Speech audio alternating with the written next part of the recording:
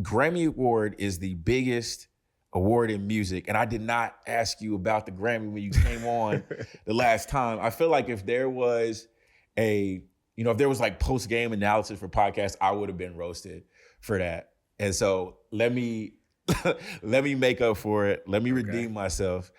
So basically, I got it in like 2012, I believe was the year. Okay. Basically, I was at Berkeley is how we kind of got it. I got it kind of early. Okay. So it's not the I was grinding, sleeping on the streets for 10 years story. You know what I mean? Like, I actually got it super early in the career. So basically, we worked with an artist named Shay Rose. We did our whole EP back in the day while we were still in Boston. And I mean me, Carl, and Q, which is We Dope.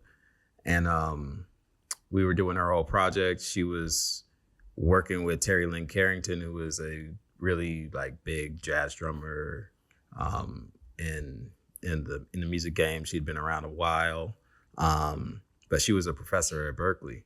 And Shay and her were working together really closely, and she needed somebody to do a remix of one of her songs or a track on one of her album that she was dropping. And since Shay was working with us, she asked us to do it.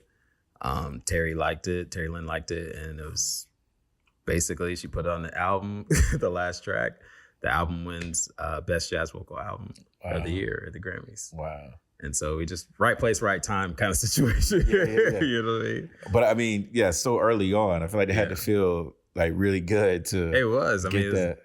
extremely validating. I think it was like 3 years after I decided to do music for real. You know what I mean? That's cool, especially like early on, because I feel like early on in the journey, in the musical journey, it can be very depressing at times because a lot of times you're not getting a lot of those wins, so to have that win kind of early, I feel like is really cool. Yeah, I think it's like, it was a great sign, for us to be like, you made the right decision. Track, You're on the right track. Keep going. Like, it was one of those things.